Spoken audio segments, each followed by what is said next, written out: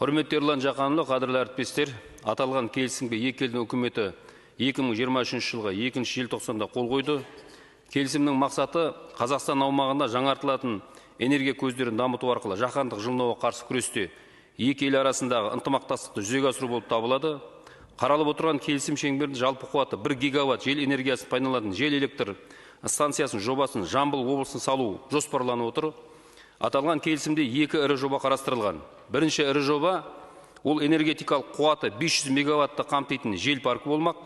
Ал екінші ол бір немесе бірнеше кезеңнен тұратын 500 мегаватты қамтитын энергетикалық қуатқа ие болатын ірі жоба болады. Осы екі ірі жоба аясында белгіленген мерзім уақыты 25 жылды қамтиды. Ал белгіленген тариф 1 киловатт сағатқа 4,49 ақш центін құрайтын болады. Жобаны іске асыру шеңберінде 100-ге тарта тұрақты жұмыс орындарын, 1600-ге тарта уақытша жұмыс орындарын құру, шамамен 1,4 ақш долларында инвестиция тарту жоспарлануда, және 3500 миллиард киловатт сағат жасыл энергия өндірілетін болады. Комитет заң жобасын жұмысқа алуға және ол бойынша қорытынды әзірлеуге дайын. Қолдауларыңызды сұраймыз.